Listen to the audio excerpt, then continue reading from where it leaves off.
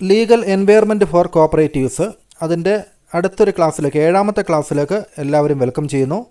അപ്പോൾ നമുക്ക് മൊഡ്യൂൾ 3 ആണ് ഇനി പഠിക്കേണ്ടത്. ഇപ്പോൾ ഈ ഒരു സബ്ജക്റ്റ് നമുക്കിപ്പോൾ കാലിക്കറ്റിൽ BCom 5th സെമ്മിന് പഠിക്കാനുള്ള സബ്ജക്റ്റാണ്. ഒപ്പം തന്നെ കോപ്പറേഷൻ ഒരു സബ്ജക്റ്റായിട്ട് എഴുതിയെടുക്കുന്നവർക്ക് വേണ്ടിയും ഒപ്പം തന്നെ കോപ്പറേറ്റീവ് എക്സാമിന് വേണ്ടി തയ്യാറെടുക്കുന്നവർക്കൊക്കെ വേണ്ടി വളരെ യൂസ്ഫുൾ ആയിട്ടുള്ളൊരു ക്ലാസ് ആയിരിക്കും. അപ്പോൾ ഇതിന് മുമ്പത്തെ ക്ലാസ്സുകൾ അതിൻ്റെ പ്ലേലിസ്റ്റ് ലിങ്ക് ഞാൻ ഡിസ്ക്രിപ്ഷനിൽ കൊടുത്തിട്ടുണ്ട്. അപ്പോൾ മൊഡ്യൂൾ 3 നമ്മൾ കുറേ കാര്യങ്ങളൊക്കെ ഡിസ്കസ് ചെയ്തിരുന്നു. അപ്പോൾ അതിൽ ബാക്കിയുള്ളതിൽ നമ്മൾ ഇന്ന് ഡിസ്കസ് ചെയ്യുന്നത് board of directors meeting, annual general body meeting, minutes, quorum four the meeting, ഒപ്പം തന്നെ പ്രിവിലേജസ് ഓഫ് കോപ്പറേറ്റീവ്സ്, ബാക്കിയുള്ള കുറേ കാര്യങ്ങളൊക്കെ റിമൂവൽ ആൻഡ് എക്സ്പൾഷൻ ഓഫ് മെമ്പേഴ്സും അത്തരം കാര്യങ്ങളൊക്കെ നമ്മൾ കഴിഞ്ഞ ക്ലാസ്സിൽ ഡിസ്കസ് ചെയ്തതാണ്. ഇനി കുറച്ച് കാര്യങ്ങൾ കൂടി നമുക്ക് ഡിസ്കസ് ചെയ്യാനുണ്ട്. സെറ്റിൽമെൻറ്റ് ഓഫ് ഡിസ്പ്യൂട്ട്, ഇലക്ഷൻ തുടങ്ങിയ കാര്യങ്ങളൊക്കെ നമ്മൾ അടുത്ത ക്ലാസ്സിൽ ഡിസ്കസ് ചെയ്യാമെന്ന് വിചാരിക്കുന്നു. അപ്പോൾ കുറേ ഗ്യാപ്പിട്ടാണ് ഈ ഒരു ക്ലാസ് നമ്മൾ വീണ്ടും സ്റ്റാർട്ട് ചെയ്യുന്നത്. അപ്പോൾ നിങ്ങളുടെയൊക്കെ ഒരു സഹകരണം തീർച്ചയായിട്ടും വേണം. എല്ലാവരും ഈ ഒരു ക്ലാസ് യൂസ്ഫുൾ ആണെന്ന് തോന്നുന്നു എല്ലാവരും തീർച്ചയായിട്ടും ഈ ഒരു ക്ലാസ് ലൈക്ക് ചെയ്യും. നിങ്ങളുടെ അഭിപ്രായങ്ങൾ കമൻറ്റ് ബോക്സിൽ എഴുതുകയും മാക്സിമം ഷെയർ ചെയ്യുകയും ചെയ്തെങ്കിൽ മാത്രമേ ഇതിനൊരു കൂടുതൽ വ്യൂ ലഭിക്കുകയുള്ളൂ.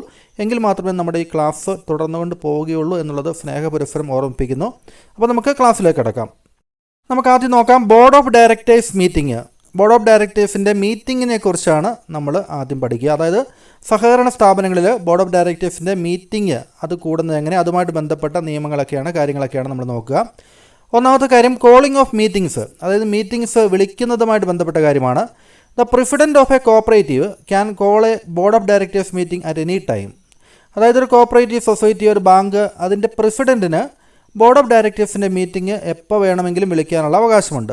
അപ്പോൾ നമുക്ക് ഈ ഒരു കാര്യങ്ങൾ നമ്മുടെ ടെക്സ്റ്റ് ബുക്കിലും അതുമായിട്ടൊപ്പം തന്നെ നമ്മുടെ PDF ഡോക്യുമെൻറ്റ്, യൂണിവേഴ്സിറ്റി ഇറക്കുന്ന PDF ഡോക്യുമെൻറ്റിലൊക്കെ അല്പം മനസ്സിലാക്കാൻ ബുദ്ധിമുട്ടുള്ള രീതിയിലാണ് പ്രസൻറ്റ് ചെയ്തിരിക്കുന്നത്. അപ്പോൾ ഞാൻ അതിനെ ഒന്ന് സിംപ്ലിഫൈ ചെയ്ത് നിങ്ങൾക്ക് പഠിക്കാൻ പാകത്തിന് അത്യാവശ്യ കാര്യങ്ങൾ മാത്രം ഉൾക്കൊള്ളിച്ചുകൊണ്ട് ഒരു നോട്ട് ഉണ്ടാക്കിയിരിക്കുന്നതാണ്. അപ്പോൾ നിങ്ങളത് കണ്ട് കൃത്യമായിട്ട് പഠിച്ചെടുക്കുക കേട്ടോ. അറ്റ്ലീസ്റ്റ് 4 ബോർഡ് ഓഫ് മീറ്റിംഗ്സ്, അതായത് 4 ബോർഡ് ഓഫ് മീറ്റിംഗ്സ് എങ്കിലും നമ്മളൊരു ഫിനാൻഷ്യൽ ഇയറിൽ അത് നടത്തിയിരിക്കണം എന്നുള്ളതാണ് പറഞ്ഞിരിക്കുന്നത്. At least 4 board of meetings must be held in a financial year with not more than 120 days between 2 consecutive meetings. അതായത് കൺസിക്യൂട്ടീവായിട്ട് 2 തുടർച്ചയായിട്ടുള്ള മീറ്റിങ്ങിൻ്റെ ഇടയ്ക്കുള്ള ഗ്യാപ്പ് 120 ദിവസത്തിൽ കൂടാൻ പാടില്ല. അതായത് 120 ദിവസം കൂടുമ്പോഴെങ്കിലും ഒരു മീറ്റിംഗ് നടന്നിരിക്കണം എന്നുള്ളതാണ് അതിൻ്റെ അർത്ഥം. ദെൻ സ്പെഷ്യൽ ബോർഡ് മീറ്റിംഗ് ആണ് അടുത്തത് നമ്മൾ പറയുന്നത്. അതായത് സ്പെഷ്യൽ ബോർഡ് മീറ്റിംഗ് വേണമെങ്കിൽ വിളിക്കാവുന്നതാണ്. The president must call a special board meeting. അപ്പോൾ സ്പെഷ്യൽ ബോർഡ് മീറ്റിംഗ് എന്ന് പറഞ്ഞാൽ ആ മീറ്റിംഗ് വിളിക്കേണ്ട അത്യാവശ്യം എപ്പോഴാണ്? Within 15 days if requested by. അതായത് താഴെ പറയുന്ന കാര്യങ്ങൾ നടന്നിട്ട് 15 ദിവസത്തിനുള്ളിൽ സ്പെഷ്യൽ ബോർഡ് മീറ്റിംഗ് പ്രസിഡൻറ്റ് വിളിക്കേണ്ടതാണ്. അതായത് at least 100 members or 1/10 of the voting members whichever is less. അതായത് ഒരു കോപ്പറേറ്റീവ് സൊസൈറ്റി അല്ലെങ്കിൽ ബാങ്ക് അതിൽ 100 മെമ്പേഴ്സെങ്കിലും ഒരുമിച്ച് ഈ ഒരു കാര്യം ആവശ്യപ്പെട്ടാൽ, അല്ലെങ്കിൽ ടോട്ടലുള്ള വോട്ടവകാശമുള്ള മെമ്പേഴ്സിൻ്റെ 1/10 10-1 മെമ്പേഴ്സെങ്കിലും ആവശ്യപ്പെട്ട് കഴിഞ്ഞാൽ, വിച്ച് എവർ ഈസ് ലെസ്, ഇതിൽ ഏതാണോ കുറവ് അത്രയും ആളുകൾ ആവശ്യപ്പെട്ട് കഴിഞ്ഞാൽ ഒരു സ്പെഷ്യൽ ബോർഡ് മീറ്റിംഗ് വിളിക്കേണ്ടതാണ്. ദെൻ അറ്റ്ലീസ്റ്റ് 1/3 ഓഫ് ദി ഡയറക്ടേഴ്സിൻ്റെ എണ്ണത്തിൽ 3-1 ഡയറക്ടേഴ്സെങ്കിലും ഈ ഒരു ബോർഡ് മീറ്റിംഗ് വിളിക്കണമെന്ന് ആവശ്യപ്പെട്ട് കഴിഞ്ഞാലും പ്രസിഡൻറ്റ് അത് വിളിക്കേണ്ടതാണ്. ദെൻ ദ ഓഡിറ്റർ, നമ്മുടെ ഓഡിറ്റർ ആവശ്യപ്പെട്ട് കഴിഞ്ഞാലും വിളിക്കണം. ദ കോപ്പറേറ്റീവ് രജിസ്ട്രാർ ആവശ്യപ്പെട്ട് കഴിഞ്ഞാലും സ്പെഷ്യൽ ബോർഡ് മീറ്റിംഗ് വിളിക്കേണ്ടതാണ്. The requisition must include the refunds and agenda and only the specified topics can be discussed. അപ്പോൾ നമ്മളങ്ങനെ ഇവരാവശ്യപ്പെടുമ്പോൾ, ആ ഒരു റിക്വസിഷൻ ആവശ്യപ്പെടുമ്പോൾ എന്തുകൊണ്ടാണ് ഇങ്ങനെ ഒരു ബോർഡ് മീറ്റിംഗ് വിളിക്കേണ്ടത്, അതിൻ്റെ അജണ്ട, നമ്മൾ ഡിസ്കസ് ചെയ്യേണ്ട കാര്യങ്ങൾ എന്തൊക്കെയാണ് തുടങ്ങിയ കാര്യങ്ങളൊക്കെ നേരത്തെ തന്നെ അതിൽ ഉൾപ്പെടുത്തിയിരിക്കേണ്ടതാണ്. And only the specified topics, അതിൽ പറഞ്ഞിരിക്കുന്ന കാര്യങ്ങൾ മാത്രമാണ് സ്പെഷ്യൽ ബോർഡ് മീറ്റിങ്ങിൽ നമ്മൾ ഡിസ്കസ് ചെയ്യുക. Then consequences of a not holding meetings, അല്ലെങ്കിൽ consequences of not holding meetings എന്ന് വെച്ച് കഴിഞ്ഞാൽ ഇങ്ങനെ മീറ്റിംഗ് അത്യാവശ്യമായിട്ടും വിളിക്കേണ്ട സന്ദർഭത്തിൽ വിളിച്ചില്ല എങ്കിൽ, അത് സ്പെഷ്യൽ ബോർഡ് മീറ്റിംഗ് ആയിക്കോട്ടെ, മീറ്റിംഗ്സ് വിളിക്കണം, നമ്മൾ 120 ദിവസം ഗ്യാപ്പ് ഇടാതെ അല്ലെങ്കിൽ അതിനുള്ളിൽ തന്നെ മീറ്റിംഗ് വിളിച്ചിരിക്കണം, അറ്റ്ലീസ്റ്റ് 4 ബോർഡ് മീറ്റിംഗ്സ് വിളിക്കണം എന്നൊക്കെ നമ്മൾ പറഞ്ഞു അല്ലേ. അപ്പോൾ അങ്ങനെയൊക്കെ മീറ്റിംഗ് വിളിക്കാതിരുന്ന് കഴിഞ്ഞാൽ നോട്ട് ഹോൾഡിംഗ് മീറ്റിംഗ്സ്, അതിൻ്റെ കോൺസിക്വൻസസ്, അതിൻ്റെ അനന്തരഫലങ്ങൾ എന്തൊക്കെയാണെന്നുള്ളതാണ് നമ്മൾ നോക്കുക. If the president fails to hold a board meeting within the required time under subsections 1 and 2, they will lose their position as president. അപ്പോൾ പ്രസിഡൻറ്റിനെ സംബന്ധിച്ച് വളരെ ഗുരുതരമായിട്ടൊരു പ്രശ്നമായി മാറും. അദ്ദേഹം കൃത്യസമയത്ത് മീറ്റിംഗ് വിളിച്ചില്ല എങ്കിൽ, അദ്ദേഹം മീറ്റിംഗ് വിളിക്കുന്നതിൽ പരാജയപ്പെട്ട് കഴിഞ്ഞാൽ പ്രസിഡൻറ്റ് സ്ഥാനം അദ്ദേഹത്തിന് നഷ്ടപ്പെടുന്നതാണ്. ദെൻ ഇൻഎലിജിബിലിറ്റി എന്ന് നോക്കുക. A president who loses their position for failing to hold a meeting is not eligible to become president again for 6 years. അപ്പോൾ തൽക്കാലത്തേക്ക് അദ്ദേഹത്തിൻ്റെ പ്രസിഡൻറ്റ് സ്ഥാനം നഷ്ടപ്പെടുന്നത് മാത്രമല്ല, അദ്ദേഹത്തിന് അടുത്ത 6 വർഷത്തേക്ക് പ്രസിഡൻ്റ് ആകാനുള്ള അവകാശം ഉണ്ടായിരിക്കില്ല, പ്രസിഡൻ്റ് ആകാനുള്ള എലിജിബിലിറ്റി ഉണ്ടായിരിക്കില്ല, അദ്ദേഹം അല്ലെങ്കിൽ ഇന്നെലിജിബിൾ ആയിരിക്കും അല്ലേ അടുത്ത 6 വർഷത്തേക്ക്. ദെൻ മറ്റൊന്ന് കോറമാണ്. കോറം ഫോർ എ ബോർഡ് മീറ്റിംഗുമായിട്ട് ബന്ധപ്പെട്ട കോറത്തെക്കുറിച്ച് പറയുന്നത് the quorum four A board meeting must be more than half of the total directors as specified in the articles. നമുക്ക് ആർട്ടിക്കിൾസിൽ പറഞ്ഞിരിക്കുന്ന അത്തരം കാര്യങ്ങളുമായിട്ട് ബന്ധപ്പെട്ട് നമ്മളൊരു ബോർഡ് മീറ്റിംഗ് കൂടുമ്പോൾ അതിൻ്റെ കോറം എന്ന് പറയുന്നത് ടോട്ടൽ ഡയറക്ടേഴ്സിൻ്റെ അത് പകുതിയിൽ കൂടുതൽ ആളുകൾ ഉണ്ടായിരിക്കേണ്ടതാണ്. More than half of the total directors, അത്രയും ആളുകളെങ്കിലും പങ്കെടുത്തെങ്കിൽ മാത്രമേ ആ ഒരു മീറ്റിംഗ് വാലിഡ് ആവുകയുള്ളൂ, അല്ലെങ്കിൽ നിയമസാധ്യത ഉണ്ടായിരിക്കുകയുള്ളൂ എന്ന് പറഞ്ഞിരിക്കുന്നു. ദെൻ മീറ്റിംഗ് പ്രൊസീജിയർ എങ്ങനെയാണ്? The procedure for convening and conducting board meeting is outlined in the articles. അപ്പോൾ നമ്മുടെ കോപ്പറേറ്റീവ് സൊസൈറ്റി അല്ലെങ്കിൽ ബാങ്കിൻ്റെ ആർട്ടിക്കിൾസ് ഓഫ് അസോസിയേഷനിൽ ഇതുമായിട്ട് ബന്ധപ്പെട്ട് എന്തൊക്കെ പ്രൊസീജിയറാണോ ഫോളോ ചെയ്യേണ്ടത് അത് പ്രൊസീജിയർ ഫോളോ ചെയ്യേണ്ടതാണ്. ഡയറക്ടേഴ്സിൻ്റെ അറ്റൻഡൻസിനെ കുറിച്ച് പറഞ്ഞിട്ടുണ്ട്. ഇപ്പോൾ director fails to attend the 3 consecutive board meetings, അതായത് തുടർച്ചയായിട്ടുള്ള കൺസിക്യൂട്ടീവായിട്ടുള്ള 3 ബോർഡ് മീറ്റിംഗ്സിൽ ഒരു ഡയറക്ടർ അറ്റൻഡ് ചെയ്തില്ലെങ്കിൽ they will loose there position of director, അദ്ദേഹത്തിൻ്റെ ഡയറക്ടർ പദവി അദ്ദേഹത്തിന് നഷ്ടപ്പെടുന്നതാണ്. ദെൻ നമ്മൾ അടുത്ത് നോക്കുന്നത് ഫസ്റ്റ് ജനറൽ ബോഡി മീറ്റിംഗ് ആണ്. ഫസ്റ്റ് ജനറൽ ബോഡി മീറ്റിംഗ് അതിൻ്റെ സമ്മറി നോക്കാം. കൺവീനിങ് ദ മീറ്റിംഗ് കൺവീൻ ചെയ്യുന്നത് within 3 months of societies registration, അതായത് സൊസൈറ്റി രജിസ്റ്റർ ചെയ്തിട്ട് തുടങ്ങിയിട്ട് ആദ്യത്തെ 3 മാസത്തിനുള്ളിൽ the chief promoter must call the first general body meeting for all individuals who signed the registration application. അതായത് നമ്മുടെ ചീഫ് പ്രൊമോട്ടർ എന്ന് പറയുന്ന വ്യക്തി ഒരു കോപ്പറേറ്റീവ് സൊസൈറ്റി അല്ലെങ്കിൽ ബാങ്ക് തുടങ്ങാൻ വേണ്ടി അതിൻ്റെ പിന്നിൽ പ്രവർത്തിച്ച പ്രധാനപ്പെട്ട ആളാണ്. അപ്പോൾ അദ്ദേഹം തന്നെ ഈ ഒരു ഫസ്റ്റ് ജനറൽ ബോഡി മീറ്റിംഗ് വിളിക്കണം. ആ ഒരു രജിസ്ട്രേഷൻ ആപ്ലിക്കേഷനിൽ സൈൻ ചെയ്തിരിക്കുന്ന രജിസ്ട്രേഷനോട് ബന്ധപ്പെട്ട അംഗങ്ങളായിട്ടുള്ള എല്ലാ ആളുകളെയും വിളിച്ചു കൂട്ടിക്കൊണ്ട് ഒരു ഫസ്റ്റ് ജനറൽ ബോഡി മീറ്റിംഗ് അദ്ദേഹം വിളിക്കേണ്ടതാണ്. If the chief promoter fails to do so, അങ്ങനെ ചെയ്യുന്നതിൽ ചീഫ് പ്രൊമോട്ടർ പരാജയപ്പെട്ടാൽ, അങ്ങനെ വെച്ചാൽ അദ്ദേഹം അത് ചെയ്തില്ല എങ്കിൽ the registrar can authorize someone else to convene the meeting. Cooperative രജിസ്ട്രാർക്ക് മറ്റാരെങ്കിലും ഈ ഒരു മീറ്റിംഗ് വിളിക്കാൻ വേണ്ടി ചുമതലപ്പെടുത്താവുന്നതാണ്. ദെൻ അജണ്ട ഐറ്റംസ്, എന്തൊക്കെ കാര്യങ്ങളാണ് അതിൽ വരുന്നത്? ഫസ്റ്റ് ജനറൽ ബോഡി മീറ്റിങ്ങിൽ വരുന്ന അജണ്ട, അതിൽ പ്രധാനപ്പെട്ട കാര്യങ്ങൾ, മീറ്റിങ്ങിൽ ചെയ്യേണ്ട കാര്യങ്ങൾ. 1, electing a president for the meeting. ആ മീറ്റിങ്ങിൽ വെച്ചാണ് പ്രസിഡൻറ്റിനെ നമ്മൾ തിരഞ്ഞെടുക്കുന്നത്. Admitting members and allotting shares നമ്മൾ അലോട്ട് ചെയ്യുന്നു. മെമ്പേഴ്സിനെ ഔപചാരികമായിട്ട് നമ്മൾ അഡ്മിറ്റ് ചെയ്യുന്നു. അപ്പോൾ പ്രസിഡൻറ്റിനെ മീറ്റിങ്ങിന് വേണ്ടി തൽക്കാലത്തേക്ക് ഒരു പ്രസിഡൻറ്റിനെ നമ്മൾ തിരഞ്ഞെടുക്കുകയാണ്. മെമ്പേഴ്സിനെ അഡ്മിറ്റ് ചെയ്ത് അവർക്ക് ഷെയർസ് അലോട്ട് ചെയ്യുന്നു. Then reviewing the statement of accounts and transactions made by the chief promoter ചെയ്ത കാര്യങ്ങൾ, അദ്ദേഹം നടത്തിയ ഇടപാടുകൾ അദ്ദേഹത്തിന് വിലയിരുത്തുന്നു. Approving the budget for society's operations for the year if applicable. അടുത്ത ഒരു വർഷത്തേക്കുള്ള ബഡ്ജറ്റ് ഉണ്ടെങ്കിൽ അത് അപ്രൂവ് ചെയ്യുന്നു, അംഗീകരിക്കുന്നു. Discussing any other matters related to society's ഫംഗ്ഷനിങ്ങുമായിട്ട്, സൊസൈറ്റിയുടെ പ്രവർത്തനവുമായിട്ട് ബന്ധപ്പെട്ട് മറ്റെന്തെങ്കിലും പ്രധാനപ്പെട്ട കാര്യങ്ങൾ ഡിസ്കസ് ചെയ്യാനുണ്ടെങ്കിൽ അത്തരം കാര്യങ്ങളും ഈ ഒരു ഫസ്റ്റ് ജനറൽ ബോഡി മീറ്റിങ്ങിൽ തീരുമാനിക്കും അല്ലെങ്കിൽ ഡിസ്കസ് ചെയ്യും. ദെൻ അടുത്തത് ആനുവൽ ജനറൽ ബോഡി മീറ്റിംഗ് ആണ്. Annual general body meeting as per section 29 subsection 1. ഒന്നാമത് പർപ്പസ് നോക്കാം. ആനുവൽ ജനറൽ ബോഡി മീറ്റിങ്ങിൻ്റെ പർപ്പസ് എന്ന് പറഞ്ഞാൽ a society must hold general body meeting once a year, അതായത് വർഷത്തിൽ 1 നടത്തുന്നതുകൊണ്ടാണ് അതിനെ ആനുവൽ ജനറൽ ബോഡി മീറ്റിംഗ് എന്ന് വിളിക്കുന്നത്. അപ്പോൾ അതിൽ എന്തൊക്കെ കാര്യങ്ങളാണ് ചെയ്യുക? 1, approve the budget and program of activities for the upcoming year. അടുത്ത വർഷത്തെ ബഡ്ജറ്റ് അത് അംഗീകരിക്കുന്നു. Elect committee members excluding those nominated members ഒഴികെയുള്ള ബാക്കിയുള്ള കമ്മിറ്റി മെമ്പേഴ്സിനെ തിരഞ്ഞെടുക്കുന്നതും ഈ ആനുവൽ ജനറൽ ബോഡി മീറ്റിങ്ങിലാണ്. Review the audit and annual reports. ആ ഒരു സ്ഥാപനത്തിൻ്റെ ഓഡിറ്റഡ് റിപ്പോർട്ട്സും മറ്റും കാര്യങ്ങളൊക്കെ ഓഡിറ്റ് ചെയ്ത് ആനുവൽ റിപ്പോർട്ടൊക്കെ റിവ്യൂ ചെയ്യുന്ന വിലയിരുത്തുന്നു. Decide on the disposal of net profit എത്രമാത്രം ലാഭം ഉണ്ടാക്കിയിട്ടുണ്ട്, ആ ലാഭം എന്ത് ചെയ്യണം? Decide on the disposal of net profit, അതിനെക്കുറിച്ച് തീരുമാനിക്കുന്നു. കൺസിഡർ അതർ മാറ്റേഴ്സ് ലൈക്ക്, മറ്റെന്തെങ്കിലും കാര്യങ്ങളുണ്ടാകും, ഉദാഹരണത്തിന് ബൈലോസ്, അതായത് ഈ കോപ്പറേറ്റീവ് സൊസൈറ്റിയുടെ നിയമസംഹിതയിൽ എന്തെങ്കിലും അമെൻഡ് ചെയ്യേണ്ടതുണ്ടോ, മാറ്റം വരുത്തേണ്ടതുണ്ടോ, എക്സ്പെല്ലിംഗ് മെമ്പേഴ്സ്, ഏതെങ്കിലും മെമ്പേഴ്സിനെ പുറത്താക്കേണ്ടതുണ്ടോ, ഓർ റൈറ്റിംഗ് ഓഫ് ഇറക്കവറബിൾ അസറ്റ്, ഈ സ്ഥാപനത്തിന് കിട്ടാനുള്ള ഇറക്കവറബിളായിട്ടുള്ള നമ്മൾ പലതവണ പരിശ്രമിച്ചിട്ടും കിട്ടാത്ത അസറ്റുകൾ, എമൗണ്ടുകൾ എന്തെങ്കിലും ഉണ്ടെങ്കിൽ റൈറ്റ് ഓഫ് ചെയ്ത് എഴുതി തള്ളേണ്ട ആവശ്യമുണ്ടോ തുടങ്ങിയ കാര്യങ്ങളൊക്കെയാണ് അതിൽ ഡിസ്കസ് ചെയ്യുക. ദെൻ രജിസ്ട്രാർ റൈറ്റ്സ്, കോപ്പറേറ്റീവ് രജിസ്ട്രാറുടെ അവകാശങ്ങൾ ഇതുമായിട്ട് ബന്ധപ്പെട്ട് the registrar on their respective can attend any committee on or general body meeting. ഈ കോപ്പറേറ്റീവ് രജിസ്ട്രാർക്ക് ഈ സ്ഥാപനത്തിൻ്റെ ഏതൊരു കമ്മിറ്റിയിലും ഏതൊരു ജനറൽ ബോഡി മീറ്റിങ്ങിലും പങ്കെടുക്കാനുള്ള അവകാശം ഉണ്ടായിരിക്കും. ഇനി മറ്റൊരു ജനറൽ ബോഡി മീറ്റിംഗ് ആണ് സ്പെഷ്യൽ ജനറൽ ബോഡി മീറ്റിംഗ്. അത് നോക്കുക. Calling the meeting. The societies committee can call a special general body meeting at any time and must do within A month of receiving A written request from the registrar or A prescribed number of members. നമ്മൾ ആദ്യം പറഞ്ഞു registrar ആവശ്യപ്പെട്ട് കഴിഞ്ഞാലോ അല്ലെങ്കിൽ മെമ്പേഴ്സിൻ്റെ ഒരു നിശ്ചിത എണ്ണം ആളുകൾ ആവശ്യപ്പെട്ട് കഴിഞ്ഞാലോ ഒരു സ്പെഷ്യൽ ജനറൽ ബോഡി മീറ്റിംഗ് വിളിക്കേണ്ടതാണ്. രജിസ്ട്രാറുടെ പവർ എന്ന് പറയുന്നത് if the committee does not call the meeting if required, committee അതായത് ബാങ്ക് കമ്മിറ്റി അല്ലെങ്കിൽ കോപ്പറേറ്റീവ് സൊസൈറ്റി കമ്മിറ്റി അങ്ങനെ ഒരു മീറ്റിംഗ് വിളിക്കുന്നില്ല എങ്കിൽ രജിസ്ട്രാർ മറ്റൊരാളെ അത് വിളിക്കാൻ വേണ്ടി കൺവീൻ ചെയ്യാൻ വേണ്ടി അത് ഏർപ്പെടുത്തിയേക്കാം. അപ്പോൾ അത് കമ്മിറ്റി വിളിച്ച് കൂട്ടിയ അത്തരത്തിലുള്ള മീറ്റിംഗ് പോലെ തന്നെ അത് വാലിഡായിരിക്കും, നിയമസാധുതയുണ്ടാവും. രജിസ്ട്രാറുടെ അതോറിറ്റി എന്ന് പറഞ്ഞത് ഇതിനകത്ത് registrar or authorised person can call a special general body meeting any time and it will be considered as meeting called by the committee. അപ്പോൾ രജിസ്ട്രാർക്ക് നേരിട്ടും ഇത്തരത്തിലുള്ള മീറ്റിങ്ങുകൾ വിളിക്കാവുന്നതാണ്. കമ്മിറ്റി മീറ്റിങ്ങിനെ കുറിച്ച് പറയുമ്പോൾ the registrar or the representatives can summon a committee meeting at any time and this meeting will be valid according to the society's bylaws and can transact all business specified in the registrar's requisition.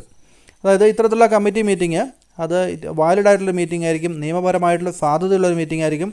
അത് സൊസൈറ്റിയുടെ bylaws അനുസരിച്ച്, നിയമം അനുസരിച്ച് അതിൽ എന്തൊക്കെ കാര്യങ്ങളാണ് ചെയ്യാൻ പറ്റുന്നത് അത്തരം കാര്യങ്ങളൊക്കെ ഈ ഒരു മീറ്റിങ്ങിലും ഡിസ്കസ് ചെയ്യാൻ പറ്റുന്നതായിരിക്കും. ദെൻ അറ്റൻഡൻസ് റൈറ്റ്സ് പറഞ്ഞിട്ടുണ്ട്. Registrar or the representative have the right to attend any committee. ആദ്യം പറഞ്ഞ പോലെ തന്നെ രജിസ്ട്രാർക്ക് ഏതൊരു കമ്മിറ്റിയിലും ഇത്തരത്തിലുള്ള മീറ്റിംഗെല്ലാം പങ്കെടുക്കാനുള്ള അവകാശം ഉണ്ടായിരിക്കും. ഇനി നമ്മൾ മിനിറ്റ്സ് എന്താണെന്നാണ് നോക്കുന്നത്. മീറ്റിങ്ങുമായിട്ട് ബന്ധപ്പെട്ട കാര്യമാണ് മിനിറ്റ്സ് പറയുക.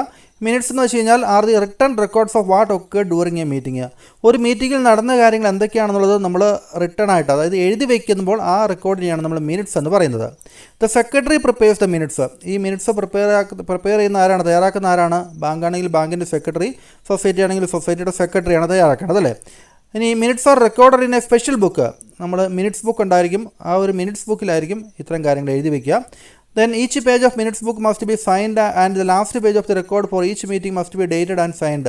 അതിൽ ഓരോ പേജും അതിൽ പങ്കെടുത്ത ആളുകൾ അതിൽ ഒപ്പുവെക്കേണ്ടതാണ്. ലാസ്റ്റ് പേജ് അത് ഒപ്പുവെച്ച് ഡേറ്റ് ഉൾപ്പെട്ടുള്ള കാര്യങ്ങൾ എഴുതി വെക്കേണ്ടതാണ്. ഇനി കോറം ഫോർ മീറ്റിംഗ്. മീറ്റിങ്ങിൻ്റെ കോറത്തെക്കുറിച്ചാണ്. വാട്ട് ഈസ് കോറം എന്ന് ചോദിച്ചു കഴിഞ്ഞാൽ quorum refers to the minimum number of members required to be present for a meeting to be valid and for its decision to be legally binding. ഒരു മീറ്റിങ്ങിൽ നമ്മൾ minimum പങ്കെടുക്കേണ്ട ആളുകൾ, അതായത് മിനിമം അത്രയെങ്കിലും ആളുകൾ ആ മീറ്റിങ്ങിൽ പങ്കെടുത്ത് മാത്രമേ ആ മീറ്റിങ്ങിൽ പറഞ്ഞിരിക്കുന്ന കാര്യങ്ങൾ വാലിഡ് ആവുകയുള്ളൂ, നിയമപരമായിട്ട് സാധ്യതയുള്ളൂ. And for its decision to be legally binding. ആ ഒരു അതിലെടുക്കുന്ന തീരുമാനങ്ങൾ അത് നിയമാനുസൃതമാകണമെങ്കിൽ, ലീഗലി ബൈൻഡിങ് ആകണമെങ്കിൽ ഒരു മീറ്റിങ്ങിൽ പങ്കെടുക്കേണ്ട minimum number of members, minimum ആളുകളുടെ എണ്ണത്തെയാണ് നമ്മൾ കോറം എന്ന് പറയുന്നത്. ഇനി കമ്മിറ്റി മീറ്റിംഗ് ആണെങ്കിൽ for a society's committee meeting the quorum is just above 50% of the total number of committee. അതായത് കമ്മിറ്റി മെമ്പേഴ്സിൻ്റെ 50% കൂടുതൽ ആളുകൾ പങ്കെടുത്തെങ്കിൽ മാത്രമേ ഒരു കമ്മിറ്റി മീറ്റിംഗ് അത് കോറം തികയുള്ളൂ.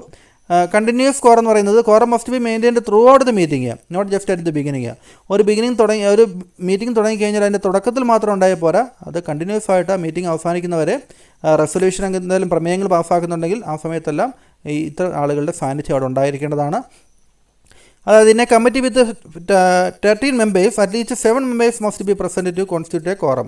അതായത് 13 മെമ്പേഴ്സാണ് മൊത്തമുള്ളതെന്ന് വിചാരിക്കുക. നമ്മൾ പകുതിയിൽ കൂടുതൽ വേണമെന്ന് പറഞ്ഞു അല്ലേ. അതായത് ഇപ്പോൾ 7 മെമ്പേഴ്സെങ്കിലും അവിടെ ആളുകൾ ചേർന്നെങ്കിൽ മാത്രമേ അതൊരു കോറമായി മാറുകയുള്ളൂ. ദെൻ കമ്മിറ്റി കോറം സ്റ്റെബിലിറ്റിയെക്കുറിച്ച് പറഞ്ഞിരിക്കുന്നത് even if 3 out of 7 members are absent due to resignation or other reasons the quorum requirement remains unchanged. അതായത് 7ൽ 3 പേര് നമുക്ക് ആബ്സെൻ്റ് ആയെങ്കിലും അല്ലെങ്കിൽ ഏതെങ്കിലും കാരണം കൊണ്ട് അവർ റിസൈൻ ചെയ്യുകയൊക്കെ ചെയ്താൽ പോലും അവിടെ ഈ മിനിമം ഇത്ര ആളുകൾ വേണമെന്നുള്ള ആ ഒരു റിക്വയർമെൻറ്റ് അത് മാറ്റമില്ലാതെ തന്നെ തുടരുന്നതാണ്. ഇനി മറ്റൊരു എസ്എ ക്വസ്റ്റ്യൻ നിങ്ങൾക്ക് വരാൻ സാധ്യതയുള്ള പ്രിവിലേജസ് ഓഫ് കോപ്പറേറ്റീവ്സ് ആണ്. ഒരു കോപ്പറേറ്റീവ് സൊസൈറ്റി, ഒരു കോപ്പറേറ്റീവ് ബാങ്ക്, അതായത് സഹകരണ അടിസ്ഥാനത്തിൽ പ്രവർത്തിക്കുന്ന ഏതൊരു സ്ഥാപനവും അതിന് ചില സ്പെഷ്യലായിട്ടുള്ള ആനുകൂല്യങ്ങളുണ്ട്. അതിനെയാണ് പ്രിവിലേജ് എന്ന് പറയുന്നത്. ഒരു പ്രത്യേക ആനുകൂല്യത്തെ, സ്പെഷ്യലായിട്ട് കിട്ടുന്ന ആനുകൂല്യത്തെ നമുക്ക് പ്രിവിലേജ് എന്ന് പറയാം. ഒന്നാമത്തെ കാര്യം first charge of society on certain asset. അതായത് ചില അസറ്റിന്മേൽ ഈ സൊസൈറ്റിക്ക് ഫസ്റ്റ് ചാർജ് ഉണ്ടാകും, അല്ലെങ്കിൽ ആദ്യ അവകാശം അവർക്കായിരിക്കും ഉണ്ടായിരിക്കുക. അതായത് പ്രയോറിറ്റി ഓഫ് ക്ലെയിംസ് എന്ന് പറയാൻ A society have the first charge on certain assets of its members, past members or diseased members for the debts or outstanding demands. അതായത് ആ സ്ഥാപനത്തിൻ്റെ മെമ്പേഴ്സ്, ഇപ്പോൾ നിലവിലുള്ള മെമ്പേഴ്സ് ആയിക്കോട്ടെ, പാസ്റ്റ് മെമ്പേഴ്സ് ആയിക്കോട്ടെ, ഡിസീസ്ഡ് മെമ്പേഴ്സ്, മരണപ്പെട്ട മെമ്പേഴ്സ് ആയിക്കോട്ടെ, അവരൊക്കെ ഈ സ്ഥാപനത്തിലേക്ക് എന്തെങ്കിലുമൊക്കെ കൊടുക്കാനുണ്ടെങ്കിൽ, ഡെപ്റ്റ് ഉണ്ടെങ്കിൽ അതിന് അവരുടെ സ്വത്തിന്മേലുള്ള ഫസ്റ്റ് ക്ലെയിം എന്ന് പറഞ്ഞാൽ ആദ്യ അവകാശം ഇത്തരത്തിലുള്ള സൊസൈറ്റികളൊക്കെ ആയിരിക്കും. അതായത് crops four agriculture produce four which A loan was taken. ഒരു ലോൺ എടുത്തിട്ട് ഒരു കാർഷിക പ്രവൃത്തി നടത്തി കൃഷി ചെയ്തു, അതിന്മേൽ കിട്ടുന്ന ഉൽപ്പന്നത്തിൽ അവകാശം ഉണ്ടായിരിക്കും. എന്ന് വെച്ചാൽ ലോൺ റീപേയ്മെൻറ്റ് നടത്തിയില്ല എങ്കിൽ സൊസൈറ്റിക്ക് അവകാശം ഉണ്ടായിരിക്കും. അപ്പോൾ cattle, fodder, agriculture, industrial implements, machinery, raw material, അപ്പോൾ അത്തരം കാര്യങ്ങൾ, അത്തരത്തിലുള്ള അസറ്റുകളിലൊക്കെ ഈ സൊസൈറ്റിക്ക് അവകാശം ഉണ്ടായിരിക്കും. Property under these charge cannot be transferred without the society's written permission. അപ്പോൾ ഇങ്ങനെ ഈട് വെച്ചിരിക്കുന്ന ഇത്തരത്തിലുള്ള പ്രോപ്പർട്ടീസൊന്നും അത് സൊസൈറ്റിയുടെ അനുവാദമില്ലാതെ അത് ട്രാൻസ്ഫർ ചെയ്യാൻ, വിൽക്കാനോ അല്ലെങ്കിൽ ഗിഫ്റ്റായിട്ട് ആർക്കെങ്കിലും കൊടുക്കാനൊന്നും സാധിക്കില്ല. ഇൻവാലിഡ് ട്രാൻസ്ഫേഴ്സ് ഇത്തരത്തിൽ ചെയ്യുകയാണെങ്കിൽ അത്തരത്തിലുള്ള ട്രാൻസ്ഫറുകൾ ഇൻവാലിഡ് ആയിരിക്കും, നിയമപരിരക്ഷ ഉണ്ടായിരിക്കില്ല. പിന്നെ രണ്ടാമത്തെ കാര്യം charge on land owned or held by മെമ്പേഴ്സാണ്. അതായത് നമ്മൾ പറഞ്ഞുകൊണ്ടിരിക്കുന്നത് പ്രിവിലേജസ് ഓഫ് സൊസൈറ്റിയാണ്. അതിൽ രണ്ടാമത്തെ കാര്യം charge on land owned or held by members. മെമ്പേഴ്സിന് അവരുടെ ലാൻഡ് അതിന്മേൽ, അതായത് അവർ മെമ്പേഴ്സ് എന്ന് പറയുമ്പോൾ അവർ സ്ഥാപനത്തിൽ നിന്ന് ലോണോ മറ്റു കാര്യങ്ങളൊക്കെ എടുത്തിട്ടുണ്ടെങ്കിൽ അതിന് പകരമായിട്ട് ലാൻഡൊക്കെ പണയം വെച്ചിട്ടുണ്ടെങ്കിൽ അതിൽ അവകാശം കോപ്പറേറ്റീവ് സൊസൈറ്റിക്ക് ഉണ്ടായിരിക്കും. അപ്പോൾ ലോൺ ആപ്ലിക്കേഷൻ റിക്വയർമെൻറ്റ്, ഒരു ലോണിന് വേണ്ടി അപ്ലൈ ചെയ്യുമ്പോൾ society must declare a charge on their land or interest in land for securing the loan repayment. Society ഇങ്ങനെ ലോൺ കൊടുക്കുമ്പോൾ അതിന് പകരമായിട്ട് ലോൺ എടുക്കുന്ന മെമ്പർ അവരുടെ ലാൻഡിന്മേൽ സൊസൈറ്റിക്ക് അവകാശം ഉണ്ടായിരിക്കും. ലോൺ റീപേയ്മെൻറ്റ് നടത്തിയില്ലെങ്കിൽ സൊസൈറ്റി അതിൻ്റെ ഓണർഷിപ്പ് എടുക്കുന്നതാണ് തുടങ്ങിയ കാര്യങ്ങളൊക്കെ കൃത്യമായിട്ട് ഡിക്ലെയർ ചെയ്യേണ്ടതാണ്, പ്രഖ്യാപിക്കേണ്ടതാണ്. Then variation and cancellation. ഇത്തരത്തിലുള്ള ഡിക്ലറേഷൻ ഉണ്ടായിക്കഴിഞ്ഞാൽ പിന്നീട് അതിൽ എന്തെങ്കിലും മാറ്റം വരുത്താനോ അത് ക്യാൻസൽ ചെയ്യാനൊക്കെ എന്ത് വേണം? സൊസൈറ്റിയുടെ റിട്ടേൺ പെർമിഷൻ ആവശ്യമാണ്. Then alienation restriction. Alienation restriction എന്ന് വെച്ച് കഴിഞ്ഞാൽ നമ്മുടെ ഇത്തരത്തിലുള്ള ഇങ്ങനെ നമ്മൾ ഗ്യാരണ്ടി ആയിട്ട് കൊടുത്ത ലാൻഡ് അത് വിൽക്കുകയോ അതായത് ഡിസ്പോസ് ചെയ്യുകയോ അതെല്ലാം മറ്റാർക്കെങ്കിലും ഗിഫ്റ്റായിട്ട് കൊടുക്കുകയോ ട്രാൻസ്ഫർ ചെയ്യുകയോ അങ്ങനെയൊന്നും ചെയ്യാൻ പാടില്ല. അതിനൊക്കെ റെസ്ട്രിക്ഷൻ ഉണ്ടായിരിക്കും. അതായത് അങ്ങനെ ചെയ്യുന്നതിനാണ് നമ്മൾ ഏലിയനേഷൻ എന്ന് പറയുന്നത്. അത് ചെയ്യാൻ പാടില്ല എന്നുള്ളതാണ് അടുത്തത്. ഇൻവാലിഡ് ഏലിയനേഷൻ അങ്ങനെ നടത്തി കഴിഞ്ഞിട്ടുണ്ടെങ്കിൽ അത് ഇൻവാലിഡ് ആയിരിക്കും, നൾ ആൻഡ് വോയിഡ് ആയിരിക്കും. നിയമപരമായിട്ട് അതിന് സാധുത ഉണ്ടായിരിക്കില്ല, പരിരക്ഷ ഉണ്ടായിരിക്കില്ല. ദെൻ രജിസ്ട്രേഷൻ റിക്വയർമെൻറ്റ് അല്ലേ. The society must register any such declaration, variation or കൺസലേഷൻ with the sub registrar. അപ്പോൾ ഇത്തരത്തിൽ ഏതെങ്കിലും തരത്തിൽ ഈ ഡിക്ലറേഷനിൽ എന്തെങ്കിലും മാറ്റം വരുത്തുമ്പോൾ, വേരിയേഷൻ വരുത്തിയാലോ ക്യാൻസൽ ചെയ്താലൊക്കെ അത് സബ് രജിസ്ട്രാർ ഇത് അറിയിക്കേണ്ടതാണ്. ഇനി charge on movable or immovable property by gahan. എന്താണ് ഗഹാൻ എന്നുള്ളത് നമുക്ക് നോക്കാം. A special charge on borrowers movable or immovable property. അതായത് സ്ഥാപനത്തിൽ നിന്ന് ലോൺ എടുക്കുന്ന മെമ്പേഴ്സിൻ്റെ മൂവബിൾ ആൻഡ് ഇമൂവബിൾ പ്രോപ്പർട്ടി, അതായത് സ്ഥാവര ജംഗമ വസ്തുക്കൾ എന്നൊക്കെ പറയും, അത്തരത്തിലുള്ള അസറ്റ്സുകളെല്ലാം അതുമേലൊക്കെ നമുക്ക് ഈ ഒരു സൊസൈറ്റിക്ക് അവകാശം ഉണ്ടായിരിക്കും. Written declaration for securing loans from cooperative bank or society similar to mortgage. അതായത് ഒരു മോർട്ടഗേജ് നമ്മൾ എന്തെങ്കിലുമൊക്കെ പണയപ്പെടുത്തി ബാങ്കിൽ നിന്നൊക്കെ ലോൺ എടുക്കില്ലേ, അപ്പോൾ അതിനാണ് അത്തരത്തിലുള്ള ആ ഒരു കാര്യങ്ങൾ നമ്മൾ ഒരു സൊസൈറ്റി ചെയ്യുമ്പോഴാണ് ആ ഒരു ഇമൂവബിൾ ഓർ മൂവബിൾ പ്രോപ്പർട്ടിയിൽ സൊസൈറ്റിക്ക് അവകാശം ഉണ്ടായിരിക്കും ബൈ ഗഹൻ. അങ്ങനെ മോർട്ടഗേജ് ചെയ്ത് ഇങ്ങനെ പണം എടുക്കുമ്പോൾ, ലോണായിട്ട് എടുക്കുമ്പോൾ ആ ഒരു സംവിധാനത്തെ ഗഹൻ എന്നാണ് സൂചിപ്പിക്കുക. ആ ഒരു സ്പെഷ്യൽ ചാർജിനെയാണ് ഇവിടെ ഗഹൻ എന്നുകൊണ്ട് ഉദ്ദേശിക്കുക. Then deduction from salary to meet society's claim. സൊസൈറ്റിയുടെ ക്ലെയിം, അതായത് സൊസൈറ്റിക്ക് കൊടുക്കാനുള്ള എമൗണ്ടുകളൊക്കെ എന്തെങ്കിലും കൊടുക്കാനുണ്ടെങ്കിൽ മെമ്പേഴ്സ് അവർ സാലറീഡ് ആയിട്ടുള്ള ആൾക്കാരാണെങ്കിൽ അത്തരത്തിലുള്ള എമൗണ്ടുകൾ കുറച്ചിട്ട് സാലറിയിൽ നിന്ന് കട്ട് ചെയ്തിട്ട് ബാക്കിയുള്ള സാലറി മാത്രമേ അവർക്ക് ലഭിക്കുകയുള്ളൂ എന്നുള്ളതാണ് ഇവിടെ പറഞ്ഞിരിക്കുന്നത്. Then charges and set off in respect of share for interest. അതായത് society has a charge on the shares, interest, deposit and profit of a member, past member or deceased member to cover ഡെപ്റ്റ് for outstanding demand. ഈ members ഈ സ്ഥാപനത്തിന് loan എടുത്തിട്ടുണ്ടെങ്കിൽ outstanding ആയിട്ടുള്ള liability അല്ലെങ്കിൽ loan ഇപ്പോഴും നിലനിൽക്കുന്നുണ്ടെങ്കിൽ, ഇതുവരെയും അവർ ക്യാഷ് അടിച്ചിട്ടില്ലെങ്കിൽ അവരുടെ ഈ മെമ്പേഴ്സിൻ്റെ ഷെയർ, ഇൻട്രസ്റ്റ്, ഡിപ്പോസിറ്റ് അതിന്മേലൊക്കെ സൊസൈറ്റിക്ക് അവകാശം ഉണ്ടായിരിക്കും. അതിനാണ് ചാർജ് ഉണ്ടായിരിക്കും എന്ന് പറയുക. Then financing banks limitation. Financing banks cannot claim the society's reserve fund unless they are the sole creditor.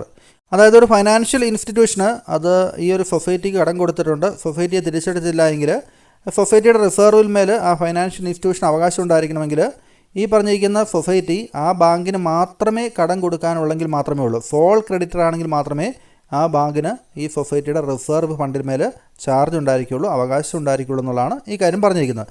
അത് ഫൈനാൻസിങ് ബാങ്കിനെ സംബന്ധിച്ച് അതൊരു ലിമിറ്റേഷനാണ്. Then share for interest or reserve fund not liable to attachment. അതെന്താണ് നമുക്ക് നോക്കാം. പ്രൊട്ടക്ഷൻ ഫ്രം അറ്റാച്ച്മെൻ്റ് ആണ്. A members shares or interest in a society's capital is protected from attachment or sale under court orders. അതായത് a members share or interest in a സൊസൈറ്റിയുടെ capital മേലുള്ള അതിലെ മെമ്പേഴ്സിൻ്റെ അവകാശം, അവരുടെ ഷെയർ, അത്തരം കാര്യങ്ങളൊക്കെ ഒരു കോർട്ട് ഉത്തരവ് ഉണ്ടെങ്കിൽ പോലും, അതായത് കോടതി അതുമായിട്ട് ബന്ധപ്പെട്ട കാര്യങ്ങളിൽ ഒരു പ്രൊട്ടക്ഷൻ, ഒരു സംരക്ഷണം കൊടുക്കുന്നുണ്ട്. അതായത് മറ്റ് പല കാര്യങ്ങൾക്ക് വേണ്ടിയും മെമ്പേഴ്സ് കൊടുക്കാനുള്ള ബാധ്യതകൾ തീർക്കാൻ വേണ്ടി മെമ്പേഴ്സിൻ്റെ ഈ ഒരു സൊസൈറ്റിയിലുള്ള ഷെയർ, മറ്റ് ഇൻട്രസ്റ്റുകൾ അത്രയൊക്കെ പ്രൊട്ടക്റ്റ് ചെയ്യുന്നുണ്ട് എന്നുള്ളതാണ് പ്രൊട്ടക്ഷൻ ഫ്രം അറ്റാച്ച്മെൻറ്റ് ഉദ്ദേശിക്കുക. അത് അറ്റാച്ച് ചെയ്യാൻ വേണ്ടി കോടതി അനുവദിക്കാറില്ല. Then exemption from certain taxes, fees and duties. ഈ കോപ്പറേറ്റീവ് സൊസൈറ്റിക്ക് വേണ്ടി ഗവൺമെൻറ് ചില എക്സെപ്ഷൻസ്, ചില ആനുകൂല്യങ്ങൾ കൊടുക്കുന്നുണ്ട്. അത് സ്റ്റാമ്പ് ഡ്യൂട്ടിയുടെ കാര്യത്തിൽ രജിസ്ട്രേഷൻ ഫീസ് കുറവ്, agricultural income, sales and profession, അതുമായിട്ട് ബന്ധപ്പെട്ട ടാക്സ്, അത്തരം കാര്യങ്ങളൊക്കെ ഇളവ് കൊടുക്കാറുണ്ട്. Then exception from compulsory registration of instrument. ഇത്തരത്തിലുള്ള കോപ്പറേറ്റീവ് സൊസൈറ്റിയുടെ ചില ഇൻസ്ട്രുമെൻറ്റുകൾ, ഫിനാൻഷ്യൽ ഇൻസ്ട്രുമെൻറ്റുകൾ, അതായത് ഷെയറുകൾ ഇഷ്യൂ ചെയ്താലും ഡിബഞ്ചർ ഇഷ്യൂ ചെയ്താലും അത്തരത്തിലുള്ള കാര്യങ്ങളൊക്കെ ട്രാൻസ്ഫർ ചെയ്യുമ്പോൾ അത് രജിസ്റ്റർ ചെയ്യണം, നിർബന്ധമായിട്ടും രജിസ്റ്റർ ചെയ്യണം. കമ്പൽസറി രജിസ്ട്രേഷൻ അതൊക്കെ ഇന്ത്യൻ രജിസ്ട്രേഷൻ ആക്ടിൻ്റെ കീഴിൽ, അത് ആൻഡ് ദ ട്രാൻസ്ഫർ പ്രോപ്പർട്ടി ആക്ടിൻ്റെ കീഴിലൊക്കെ അത് രജിസ്റ്റർ ചെയ്യേണ്ടതാണ് എന്നുള്ള ഒരു നിയമം ഈ ഒരു കോപ്പറേറ്റീവ് സൊസൈറ്റിക്ക് വേണ്ടി ഇളവ് ചെയ്ത് കൊടുത്തിട്ടുണ്ട്. അത് നിർബന്ധമില്ല. ഓക്കെ, അപ്പോൾ ഇത്രയും കാര്യങ്ങളാണ് നമ്മൾ ഡിസ്കസ് ചെയ്തത്. അപ്പോൾ നന്നായിട്ട് പഠിച്ചു വയ്ക്കുക. അപ്പോൾ കൂടുതൽ ക്ലാസ്സുകൾ കൊണ്ട് ഞാൻ പറഞ്ഞ പോലെ സപ്പോർട്ട് ചെയ്യുക. ആരെങ്കിലും ഇതുവരെയും ക്ലാസ് നിങ്ങൾ വീഡിയോ ലൈക്ക് ചെയ്യാൻ മറന്നു പോയിട്ടുണ്ടെങ്കിൽ ഒന്ന് ലൈക്ക് ചെയ്തേക്കുക. അപ്പോൾ വീണ്ടും കാണാം. താങ്ക്